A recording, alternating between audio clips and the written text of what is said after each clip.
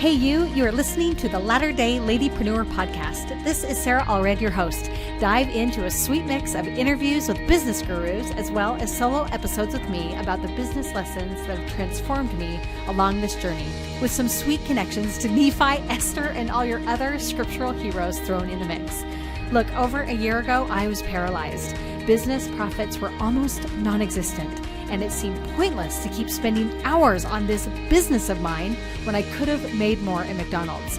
The most painful part, as I felt the hustle of it all, was taking my focus away from those I love most, in my home. So why the paralysis? Why couldn't I just walk away? Look, I knew deep down in my soul that God had called me to do this, to grow a business, to uncover a way to inspire others to do the same. So how could both exist? A thriving business and a thriving home? That's when I met a mentor that opened my eyes to a whole new way of doing business. A system that has brought more money, more time, and more impact into my life in the past 6 months than I've ever had in nearly 10 years of business. This fancy system is called funnels, and I want you on board with me. If your time is feeling crunched, your ideas of how to help more people are slim, or you simply need to stop reinventing your business every single day, you need this fancy and profitable approach to business called funnels. I've packed everything I've learned in the past year that has brought me connections, profitability, a loyal following, but more importantly, the feeling at home I have ached for a decade into my life. You can do it too. It doesn't matter what business you're in. Build your business through the world of funnels in just 45 days with the Funnel Blueprint Challenge at sarahgracelive.com/challenge. Bonus, for a limited time, your seat in the challenge includes a free buddy pass because everyone needs a business buddy. Keep moving forward. Your heavenly parents need you and your gifts, and so does the world. Now, enjoy the podcast.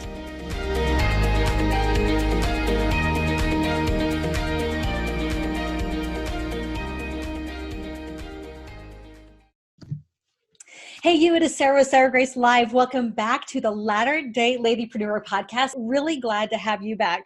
I hope you have loved the episode so far, where we have dove in with Katie Richardson, the brilliant international multi-million-dollar brain behind Pudge, and so many incredible masterminds like Not Normals. I hope you have loved diving into topics with David Butler in episode 2, where he tackles the idea of what happens if your commitment to business actually delves into the world of religion, and how do I balance that? What is that experience like? And I hope you've had a blast with the solo episodes. I'm excited to join you again for another solo episode with my $25,000 mistake because I was woefully unprepared. Oh my word. Let's think back. Maybe a decade or so ago, maybe even more than that. Do you remember when the really cool, legit thing to do as a business person was to have business cards? And to not only have business cards, but to have those business cards with you at all times. That seemed to be the sign of a legit business person, someone who is serious about it and ready to take the world by storm, right? So why was it considered completely sinful to not have business cards with you on your person all of the time? I think it comes into the idea of being woefully unprepared when opportunity knocks. Right? It's like, hey, I'm in the McDonald's drive-thru and I didn't realize that the person at the drive-thru was going to be that perfect person to be a potential client for me. I'm missing out on a business card to hand to them to gain that potential client. Oh no, maybe you're missing out on building a network because you meet someone when you're grabbing your hot chocolate, or you're meeting someone when you're sitting down at a movie theater, or you're missing out on possible network building opportunities if you didn't have a business card to pass over to them so that you could exchange information and connect at a later time. So I think it's the whole idea of always being prepared to grow and nurture your business in a way that helps it become as good as it can be.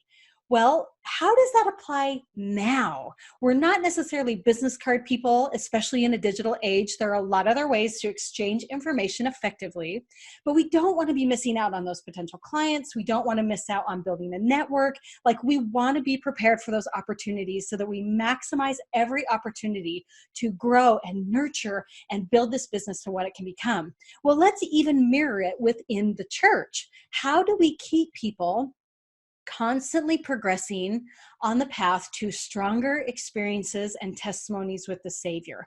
How do we prepare people for that experience? How do we keep them motivated in that experience? Well, we offer weekly classes, we do teaching opportunities, we do service opportunities, family home evening. We have all these ideas in order to keep us connected as a membership in the church. Now, because we're dealing with COVID-19 at the time of this podcast recording, a lot of those things have changed, right? We're not gathering together in chapels at this exact moment. We're not gathering together in temples, but we are doing it within our own communities and a lot of online outreach.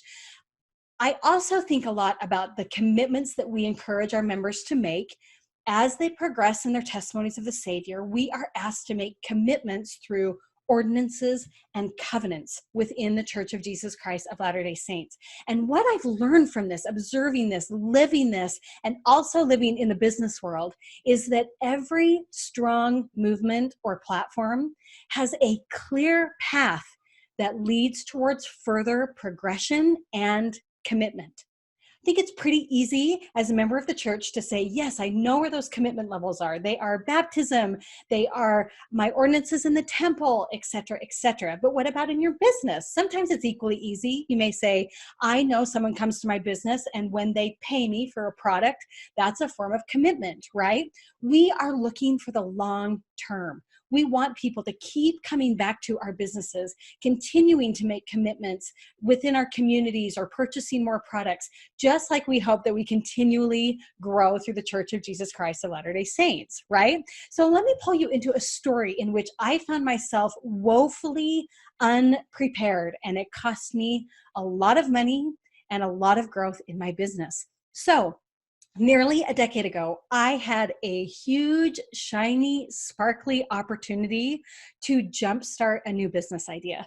I knew I wanted to start a new business. It was going to be an education style business about a topic that I felt like I could be really strong in. In fact, I would sit there and think of what I was going to be creating, and I knew it was going to be huge. There was nothing else quite like it, and I knew I had a really unique angle to offer these kind of educational services online, and I knew it was going to be big. And then an email pops into my email. A connection of a friend came by and said, hey, I hear you're starting something big. I would love to partner with you as part of an endorsement. I'm going to be exiting this particular niche that I know you're teaching in, and I would be interested in putting my name on your platform so that you can gather my audience, you can gather my email list, my social media presence, and I think it would be a really great jumpstart, shortcut, whatever you want to call it for your business. And I was starstruck. I also knew that it was going to cost me some money because I knew that this was a really big commitment that I was going to be asking this person to give. And I also knew that by her giving her endorsement, that not only was that going to cost me, but I knew that endorsement was going to be so valuable because all of her people were my ideal clients, like every single one on her platform. So I really worked hard to gather all of that money, $25,000 to be exact. And in fact, I flew over to England to meet with her, spent 4 or 5 days filming promos, getting us together in the same room as we were talking about this transition of her leaving the industry and sort of giving me the approval to take care of her people beyond that point. And you know what? I knew I had found a shortcut. I knew I had found a way to maximize the launch of my new big business idea. So $25,000 later, we had a launch. And with this massive endorsement behind us, we made good money. It was a big, successful launch, and I was so very excited. We had made a good amount of money. The launch was successful, and literally immediately after the launch was over, the sales were dwindling fast. After all of this time, all of this building, and what I still believe to be some of the very best online courses that exist in this niche, our sales were taking a nosedive the minute that that energy from that endorsement dropped. What was I supposed to do? I sat in total despair, knowing that I wasn't going to even be able to pay the basic bills of the business, let alone the instructors and employees and other people I had brought on to keep this business afloat. Totally defeated and desperate to turn this thing around. Man, I'd lost so many customers. I was just trying to sell over and over and over again. I had no plan. I was flying by the seat of my pants, and the bank account was dwindling really, really fast. I did this for nearly a year, trying to battle the decline in sales.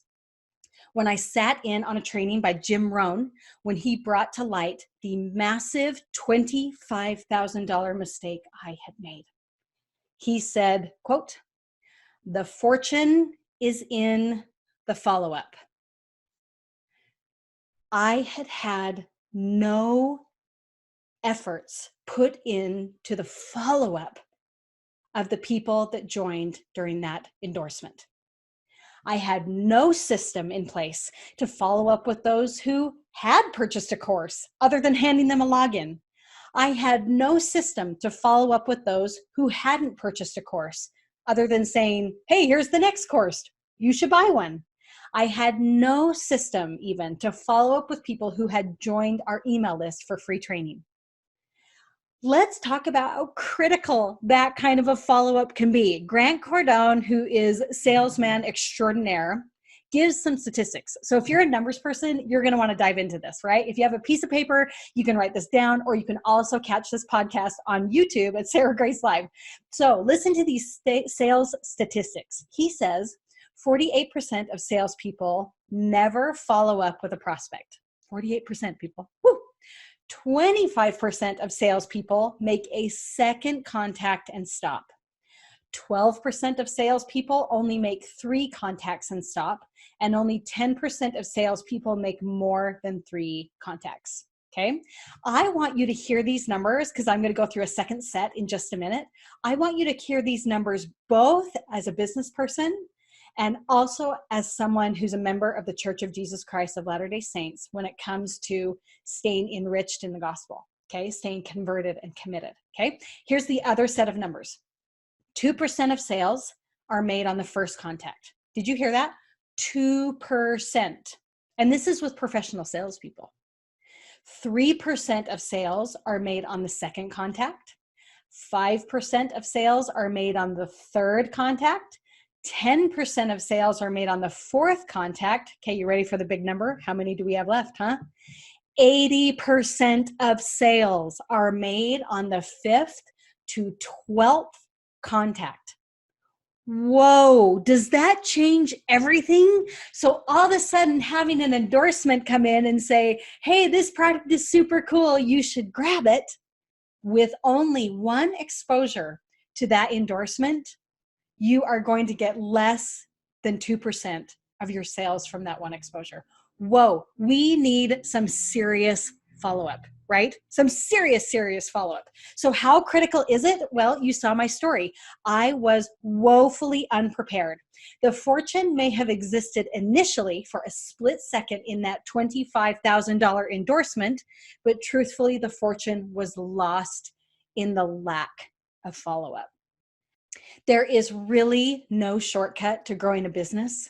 There is really, truly only a long term. Decide based on the long term. So you're asking yourself, what is the next step in my business? You may be thinking, I probably need a new logo. What about that new book about creating new masterminds? What about I should collaborate with this person, and this person? Should those be the priorities if we don't have a product yet? If we don't have a way to gather emails? If we don't have a pathway for people to commit to you and your community over and over and over again? Meaning the priority needs to land in us understanding how we can better follow up with our people to help them down the road to commitment with our product, with our businesses, with our communities. That is the priority. So how can I better care for my existing people? I would focus on the follow-up.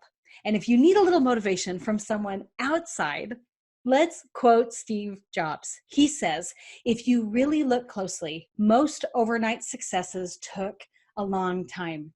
I firmly believe that your business, your movement, your product, it's going to work. In the long term, it is going to work if you consistently make those decisions based on the long term, which means prioritizing the follow-up. I've quoted some of the most amazing, brilliant business minds out there. Grant Cardone, right? Steve Jobs, Jim Rohn. These people know what they're talking about. And if they're talking about the fortune being in the follow-up and 80% of sales made on the 5th to 12th contact, and that most overnight successes take a long time, I would take stock in those ideas. Now, with those brilliant business minds in mind, I also want you to remember what we talked about with President Hinckley at the very, very beginning. Every person in your business, in your community, needs 3 things to stay committed and to move towards further commitments with you. They need a friend. They need you that understands their needs, their desires, the things they struggle with. They need you. They need a responsibility. What are things that they can keep doing to move forward in your expertise as they move forward towards commitment? Third, they need nurturing from the good word, meaning they need to be constantly educated on the things that they can be doing that will keep them on track and keep them progressing. Cool framework, right? Go President Hinckley teaching us business. It's amazing. So the fortune is truly in the follow-up. And don't make that massive mistake that I made years ago, where all I focused on was trying to buy a big endorsement, putting it out there for about 10 days, having a great launch, and then seeing the bank account drop and drop and drop and drop after the energy had ended. That was not a long-term decision, and it cost me $25,000. I'm trying to save you from that same massive mistake. The real bonus to this is as you take better care of your people, you're going to notice that the follow-up creates total loyalty to your business and your mission. As you follow up with them, as you educate your people, and as you move forward with them in creating the life that they are desiring, they will become so loyal and committed to the things that you are doing. Quoting my own mentor, Russell Brunson, he says, the most valuable asset you can give another collaborator is your platform. So instead of focusing on a logo, instead of focusing on the next big thing for your business, instead of focusing on a new shiny website, instead of focusing on big collaborations and giveaways, focus right now on the follow-up so that you can better take care of your people and keep them on your platform in a way so that they can move towards commitment and better their lives. I'm so glad that you would join me here on the Latter-day Ladypreneur podcast. I'm so thrilled that I get to be in your ear each week as we interview and as we do solo episodes, as we talk about how the Lord influences our businesses and the decisions that we can be making to make it grow and flood the earth with our message. Thanks again so much for joining me on the Latter-day Ladypreneur podcast, and we'll see you soon. Take care. If you enjoyed this podcast, I know you would enjoy my course, the Funnel Blueprint Challenge. What in the world do funnels have to do with you thinking bigger as a woman of faith, business, and motherhood? Well, my friend, everything. Funnels are just a fancy word for a brilliant business plan that grants you more money, more free time, and more impact without sacrificing your role as a woman of faith and family. My favorite part about funnels? Well, building a plan that is serving every single customer. Customers who have $0 to spend and those who are ready to invest thousands in you. The Funnel Blueprint Challenge, available at sarahgracelife.com/challenge, is filled with 45 days of step-by-step guidance on starting, growing, and expanding your business right. This is the exact blueprint I use to build funnels for high-end clients. No more shoot from the hip strategies with your marketing idea of the week. Get your funnel built with me in 45 days in the Funnel Blueprint Challenge so that you can share your awesomeness with the world. Let me be awesome at teaching you funnels so that you can be awesome at what you do. Head to sarahgracelive.com/challenge to register. Thanks for listening to the podcast.